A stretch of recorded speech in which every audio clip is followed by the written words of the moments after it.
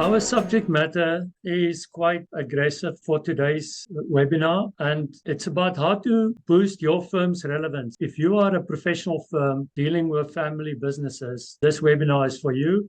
How can you become more relevant to family businesses or just more relevant in the type of clients that you see? Just a quick overview of myself. I was born in Stellenbosch in South Africa. I'm a mechanical engineer and an MBA. I'm a continuous improvement master black belt and a certified turnaround professional. Since 1999, I've been 50% of the time an interim CEO and other 50% of the time a business coach.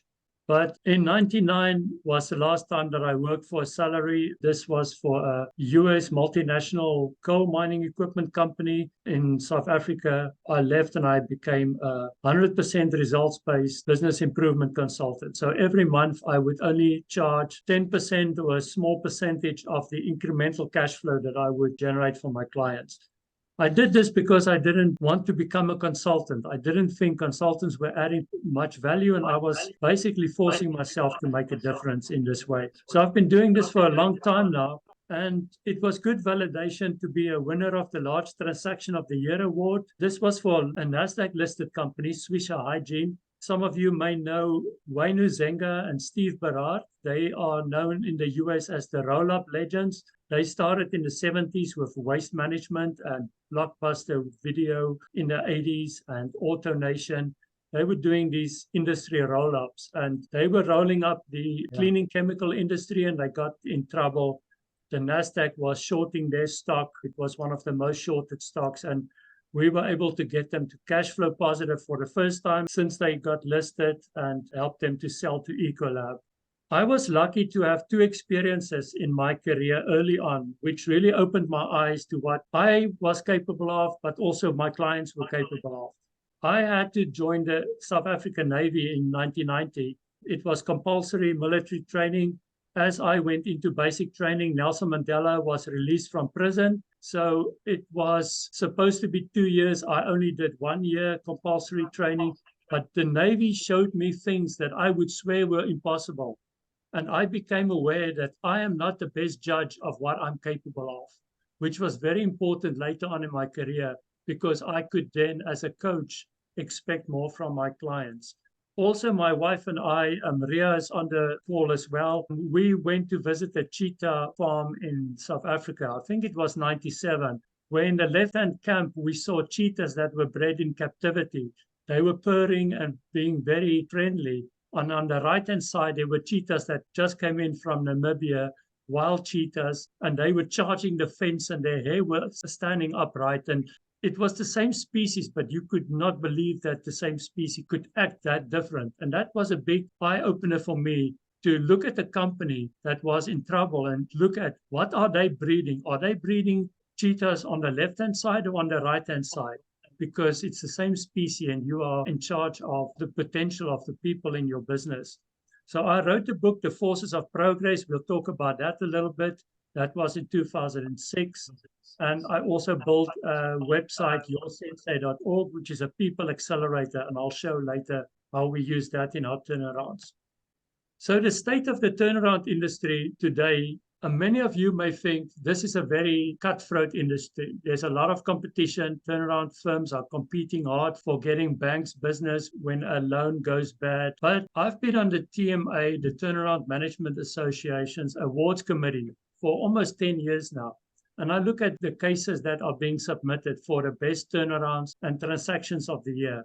And it's very obvious that the best techniques are not being used. Some of the legal proceedings are using good restructuring support agreements and pre-packed Chapter 11 cases. But the traditional turnarounds, they are not lifting the performance of the people or lifting the actual performance of the companies by the full potential that is available. One of the turnaround leaders in Chicago recently mentioned also, it's one of the only industries left that we are rewarded almost for messing up. And that's very apparent. I've become part of many turnarounds or Chapter 11 cases where certain professionals have been active on the case for a long time, and they're only forced to make the real tough changes almost when the money is about to run out. I've also been part of boardroom discussions with big asset-based lenders here in Chicago, where turnaround leaders from Chicago will call a plan aggressive when some of these techniques I'm about to show you. And then in the weeks to come, we are just simply executing on it, and the turnaround firms are taking a step back as we continue to get results. So some of this is going to show you a way that you haven't seen before. This is not the way turnarounds are being done. These are advanced techniques. So my point today will be this industry is ready for disruption. These techniques should be much wider used, and I'm going to show you how we've been able to do these techniques by only charging for results. So I did use some of these techniques in advanced cash flow workshop in 2021. So today we're going to build on top of the knowledge that we shared at that time. So when I think of any situation where I walk in, and this is the same that you should do, even if you're only a legal professional or accounting professional, I know there are people from the insurance industry on the call today. You may be a bank, you may be a non-product company. That is fine too. Any operation can be viewed as a series of steps. And this is the most generic case, and there's always a certain flow. So always think of what is the flow, and if you can affect the flow, you can impact the income statement of a company. So flow is often seen like this. There are inventory that is in a product flow if you are a product company. But don't switch off if you are a service company or a bank or a knowledge-based company. The same applies. The inventory should just be seen as time, because they are physical queues of work. Some of your people waiting for other people to complete things before they can do things. By definition, if you look at the bottleneck in a system, by definition, one of them will have the lowest capacity. Some people like to think of it like this, where you will see that water is flowing down a series of holding vessels, and the one with the least capacity, the least throughput, will be the one with the biggest amount of inventory or physical queues of work accumulated. So this is a good way for some people to see how gravity will affect your flow through the company. So keep this in mind as we go through. This can be complex too. This, what I'm showing here, is the most generic case. This was a recent company that we got involved in. Sometimes there's a sales funnel of new work that is being bid for. This can be in your legal company where you're bidding for new cases. Then they become projects where different people work on different projects, and these projects feed a manufacturing environment. And there can be many different machines or departments that process the work. But it's the same flow that you have to think of in order to improve it.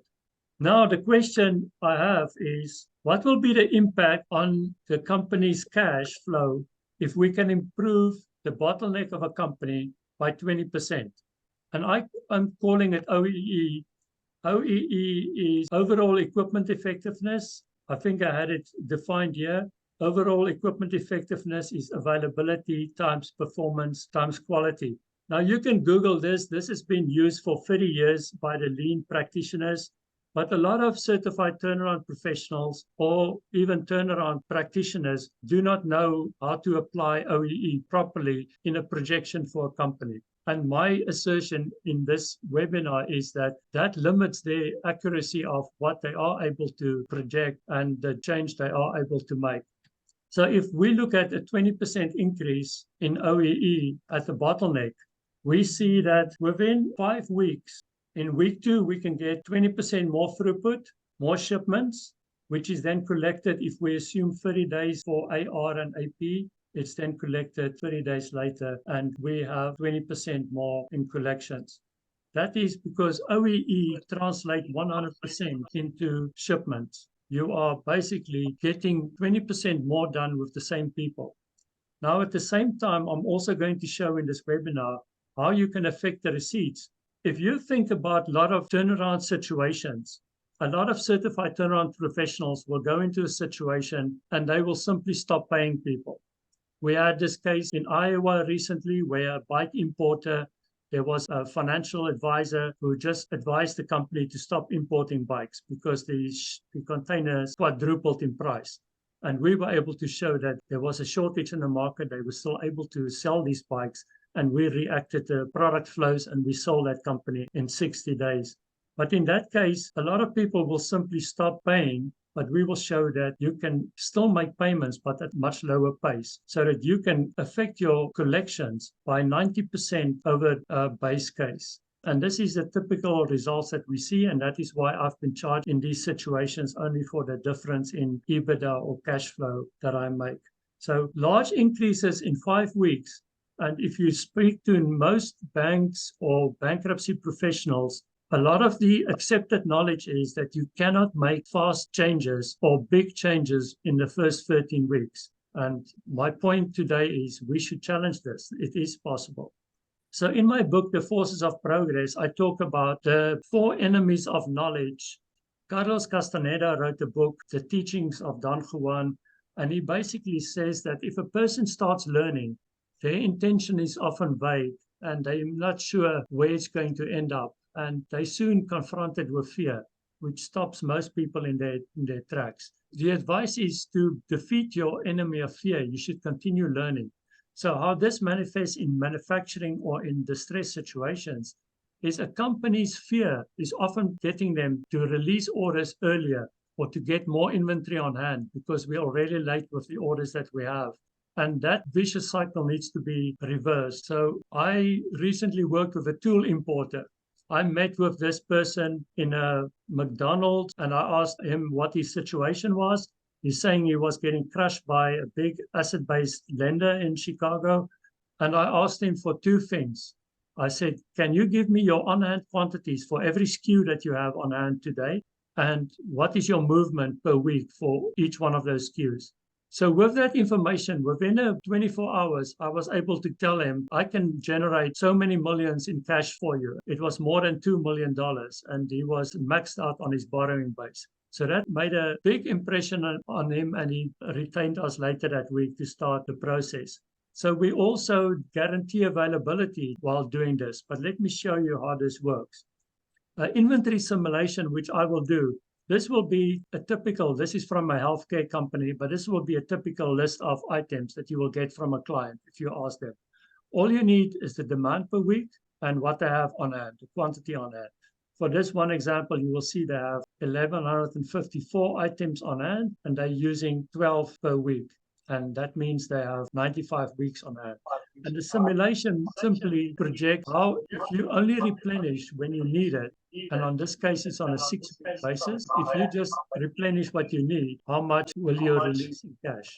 And this is basically what's happening in the simulation. The blue shows a typical item. This is one example, how the demand and the replenishment happens over time. And then our simulation will do the red. We will allow an item to run down very close to the bottom where you will have a stock out, and then we will replenish on a world-class basis. And this then is the buffers that we will set up for the company. So this is a whole lean methodology that's available around the world, but it's not 100% used in distress situations, which means a lot of cash is being left on the table. This is how much cash we are talking about. This is a simulation for that same healthcare company that I spoke about. They had 13 million in stock, and we show that just by letting the items naturally run at their natural pace, we're not accelerating anything. We can get 33% of their inventory converted into cash within 13 weeks. And that is at a time when no one in the world will give this company more money. And this company was on the brink of bankruptcy. And this company ended being sold to a competitor. So the second force of progress I talked in my book about is once you have defeated fear and you are able to learn how to only release and only purchase what you need and run on a truly lean way, you will start getting clarity. You will start thinking that now you have understood how it works. And this clarity of mind, Carlos Castaneda talks about, that is your second enemy. It's not a friend. Clarity is your enemy and you should strive to defeat it. You should push it away and say, I'm not clear about this. I should continue asking questions. I should continue asking, how can I turn this opportunity into more results? So you will look at your throughput and your OEE that you have, your capacity utilization. You will think, how can I generate more results from this? And of course, we all know that we need people to execute it. So people becomes a big part of our process if we're going to realize this full opportunity. We cannot come in as a consultant and be the one to only direct the operations to run differently. The people need to understand what they're doing, and we need to have the right people on the bus. So this is an example of a company where we went in and we basically do a DISC assessment. DISC is just one of many different tools around the world that's used by recruiters to see what's a person's natural wiring. This person in the middle here, for instance, was the production manager, and we measure this person's natural wiring to that of a production manager. And we see this is a 40% fit. So in this case, this will be the start of a conversation. We don't use this tool just to change people on the spot. We start a conversation and we challenge the people on the aspects that they are naturally challenged on. And that makes all the difference. So between people and operational processes, we need to normally overcome an obstacle like this. If you look at any 8-hour shift, there will be certain value-added parts where your machines are running or your people work on value-added tasks if you're a service business, but there will be a lot of wasted time as well, where people waiting for new work to come, or they're doing work that's not really necessary to be worked on now. They're working on it early because the work that's really important hasn't arrived for them yet. So I'll give you a few examples. This is a printing press. I was an interim manager for this company. They're on the West Coast, and they were running at 7% OEE. To put this in perspective, if you run an 8-hour shift, 7% OEE means only 33 minutes of the 8 hours you are printing good sheets that are going to the customer. The rest of the time you are printing make-ready sheets, as they call it, or you are reviewing the sheets with the customer who's coming for a press check, or you are cleaning your press, or you are doing other non-value-added tasks. So we improved this to 20%. That's almost free time. And in this case, we took this company from minus 10% net profit to a positive 10% net profit, a huge change. Another example was drying ovens, a building products company here in Chicago. The owner was a really good operator, but they had drying ovens that when I walked in and I did my 2-day assessment, I found that they only operated at 50% of the time, 50% OEE. So by improving that to 70% in 1 year, we got the whole company's revenue to go from 38 million to 48 million. And this was particularly important in their case because they wanted to sell their company and their EBITDA was only about 2 million. And if we offered them 5 times EBITDA, it was 10 million. And they wanted more than 20 million for the company. So in this case, we were able to get them a firm offer for their business for 36 million, which was much higher than the expectation. Another case in Nebraska, we visited a company that was underperforming. And in the one meeting, we walked in, we did a quick plant tour. And during the meeting, we were arguing about where was the bottleneck of the company and how many shifts do this business really need to run. They were running 2 shifts. So I asked the owners to call in the planner, the person who did the planning for the plant. And I gave him my thumb drive and I said, please put on here the machine that keeps you awake at night. Please put on here what that machine produced in the last 30 days. And he brought that thumb drive back to me. And while we were in the meeting, I calculated for the company that their OEE was 50% of the time, and they could improve that and get rid of their second shift. Often this can be a way to reduce your backlog. I will show you later what we did earlier this year in a Michigan company, an automotive company, to reduce backlog. But often you can reduce backlog in a matter of weeks because you just improve your OEE. If there's no backlog, you can reduce shifts. You can go from a 3-shift operation to a 2-shift operation to a 1-shift. Or if you're running 4 plants, you can go to 3 plants, 2 plants as you improve this. But the big realization here is an OEE increase. If you increase OEE by 5% or 10%, your gross margin increases. It's a huge impact on your projection. And a lot of turnaround professionals are not taking this properly into account when doing a projection for a company. So this is huge. And that is why we've been able to charge for results since 1999. Of course, market constraints come into this too. So if you look at a company like this and there's no backlog, you cannot reduce shifts. They're already at one shift. Now, the only thing you have to do is if you open up more OEE, is you have to lay off operators. And most of the time, we all understand we don't want to do that. We know there's more value in a company by running it at higher volumes. So in order to do that, we rank our clients on a 1 to 10 scale, from an order taker being 1 to a world-class marketer. And this is pretty easy to see. You can basically, you look at the company and you say, what is your target market? If you are in the Midwest, is the Midwest your target market? And which specific companies? They call it an avatar or a persona. Which is the typical client that you are marketing to? And if you look at how many of those clients do have an awareness of this company, know this company, it's typically less than 5%. So they are only talking to 5% or less of their total market. So then the focus becomes, where do we get a list of the total target market and how do we communicate with them? And going through a funnel process like this. This is a very generic funnel, and many companies do not even have a funnel. They have salespeople that talk mostly to existing clients, and the amount of new clients that are coming in is very low. So this is what we see in a healthy company.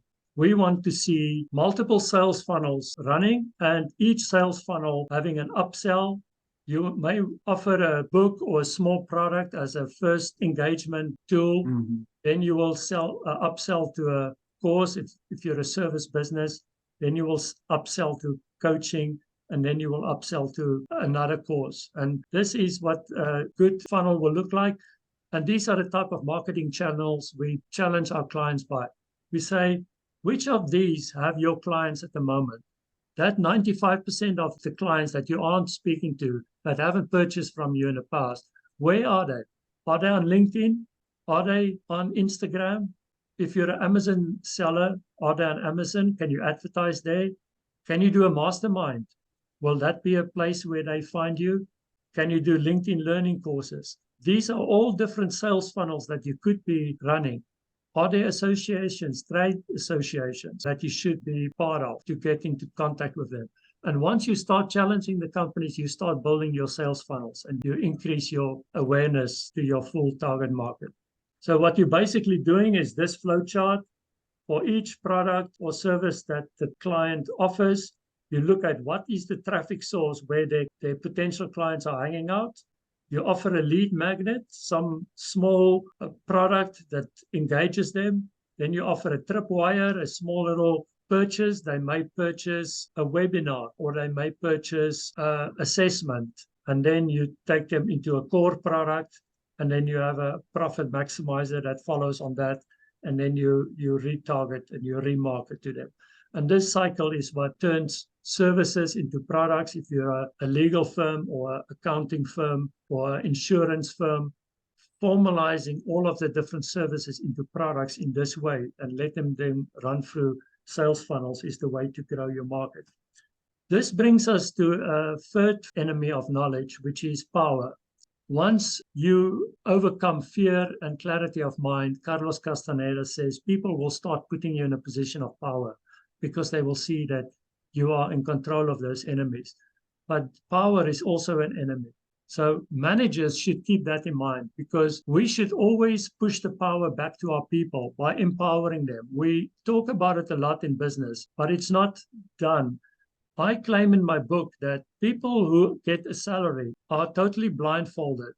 We should open their eyes by letting them participate in incentive schemes. And this is how we basically do it. This was a company. This is just a snapshot showing all of the different machines of this company. You can see a lot of complexity. And the machines were not feeding each other. Each machine was feeding a product for a different client, typically. So in this case, the company was running at the OEE, a capacity utilization of only 20%. We managed to increase their revenue by 40% in 90 days just by opening up their OEE from about 20 to 30%. And that made a big difference. So this was the environment, very automated machines. So if you look at any machine environment, but later I'll show a service environment too, the basic procedure that you need to follow is do some basic training to explain to people how a Kaizen workshop, and I'll show you in a minute how we do that, and the basic training on bottleneck management and on OEE, how to measure the capacity of a machine. These machines, they are all automated, but they were only working 20% of the time because the people weren't responding when they went down. So to fix that, we had to fix the people and the responsiveness and build our buffers to allow for real life. What we did in this case, we added an incentive. We said anything above the 20% OEE baseline, we will pay out to people on a paycheck to paycheck basis. Every 2 weeks, they get extra money in their jeans just by keeping these robots operating for a higher percentage of the time. And that starts opening their eyes to the real potential, to the real things that are keeping these robots down or that keeping their machines down, or in your service business that are keeping the flow of your projects from being optimal. And then I rank the operators or the machines, which is not popular with everyone, but we rank it. We say, this operator or machine is number 1, 2, 3, 4, 5, and that gives the people at the bottom a target to aim for, but it also creates that awareness of, I'm at the bottom, I need to really think about what I'm doing and find a different way of doing it. So this is how a Kaizen process works. This is a Kaizen team in this company. This was the production manager, this is the foreman, this was the lead for this machine, this was the automation person. So you bring all of the main people that can affect the machine's performance, you bring them together and they list what are the reasons for the downtime, what are the improvements that they have to do, and they go away and on a daily basis, they knock these items off and you get a huge jump in performance on the spot. What I'm doing a lot more than most lean practitioners is to apply OEE in an employee environment or in an office environment or in a knowledge environment. So I call it overall employee effectiveness. It's also OEE, but in this case, you basically look at rocks, pebbles, and sand. Rocks are the big, important tasks that if you sit every morning and you say, what do I want to accomplish in the 8 hours that's ahead of me? You will take your to-do list and you will dot down all of your rocks. And then there will be a few pebbles as well, shorter tasks that are also important. But sand is all of the emails that will come in, or people that walk into your office, or the phone that rings, and the disruptions, and those are also important, but you have to balance these three. And the way to do this is to make it visible. In most knowledge environments, these rocks, pebbles, and sand are invisible. So to make it visible, most environments will look like this. There's multiple projects passing through multiple people. This may be the same person working on all these tasks, and it's known project management knowledge to schedule around the most loaded resource like this. But if you look at the snapshot in any company, your company, if you're a service company or a manufacturing company, and if you look at, we are here now, if each one of these tasks is a week, where should we be 1 week from now? How many tasks should we complete?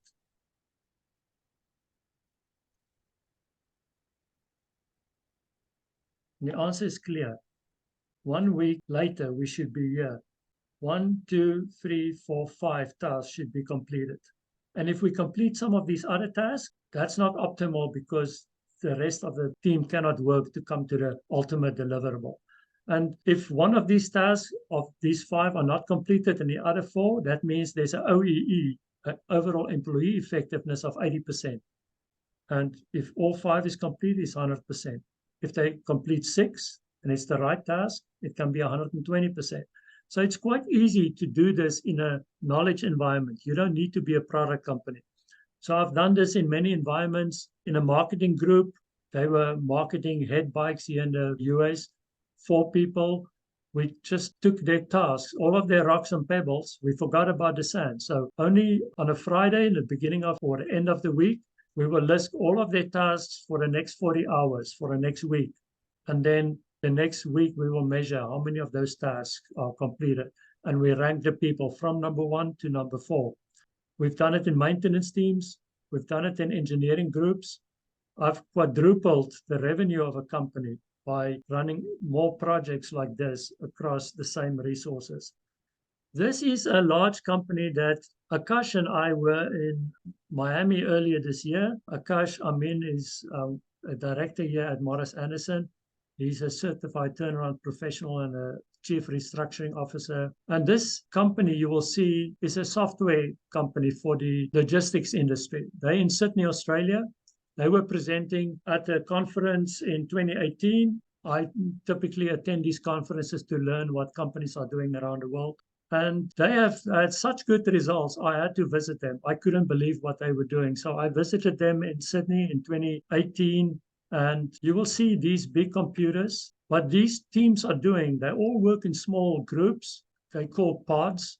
And they will just pull out these screens and they will look at their progress a few times a day and they roll the screens back. So there was a culture in this company that was quite unusual. This is Richard White. He's a billionaire. This company is now valued at $21 billion. They only started up in 2008, something like that. But you will see the complexity of the operations behind them. And this is what they managed to do. We call it a viable vision. It's a challenge that we put out to companies to turn your revenue into your profits in 4 years. So they did it here. If you look at, they were 66 million in revenue in 2014, and they turned that by 2018 into 78 million in EBITDA. Astonishing. And they've done it again. So they did it again by 2018, and they presented that in Miami earlier this year. So this was a quick overview. James Powell that you see on the right-hand side here, he was the mentor for Richard White. And what they basically had is a buffer board. These are part of the screens that they pull out to look at the progress of every person.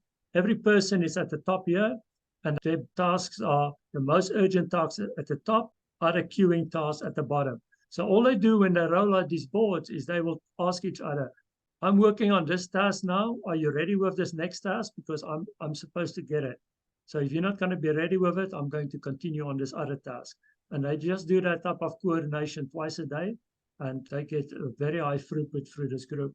So to basically do this in a knowledge environment, you basically follow the same process that I showed you for the Kaizen teams in a product environment.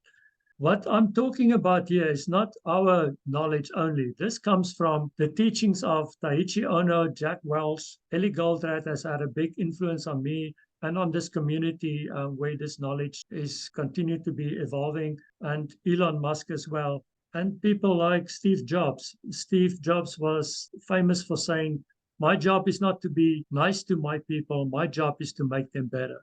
And in his book, he writes about how they call it a reality distortion field, how Steve Jobs would come into Steve Wozniak's office and just say, I need this product in 24 hours or in 48 hours. And Wozniak will tell him, are you out of your mind? It takes 3 months. And then Steve will just say, you don't understand. The market needs this in 24 hours. And then Wozniak will go through the night and he will get it done in 3 days. But that is what good leaders do with their people. They challenge them to a high level, but they give them good processes to follow. How much of your OEE are you exploiting today? How much can you do? What's the training that is going to be required to get you there? And that is what we're basically doing. This is an example of the belts that we award to people every Monday in a company that we run. Your Sensei, our mentorship program, will send a list of the credits that the people earned last week. This is the belts that we award them. People will go from a yellow belt to a master black belt by learning, by going through training, but also by applying it, by being part of Kaizen workshops and Kaizen events where they're actually improving project flow or machine flow. And then this is what we are doing in MorrisAnderson today. A traditional assessment for a company that is in violation of its loan covenants will be typically 3 weeks. It will be based on hourly billings. And if you take 3 weeks times 40 hours a week by typically $450 an hour for 2 people, that's $108,000. And that can sometimes be for a family business, a complete payroll. What we are saying is, we're talking to banks about this, we're talking to private equity about this, we're talking to legal firms and CPA firms about this, is try to do an intervention earlier. Try to do a light approach as early as you can. don't wait for so long that there's only money for one payroll remaining. If we can get in a little bit earlier, we can do a light approach. It's not totally the same as the traditional approach, but we can go in 2 days on site. We give a report within a week. Sometimes we do this free of charge. Sometimes we charge money, but much less than the traditional approach. And we report on what is your scientific capacity utilization, how quickly can we change it over time, and we put our money where our mouth is. We only charge for results, increase EBITDA, and we even guarantee availability of product in these situations.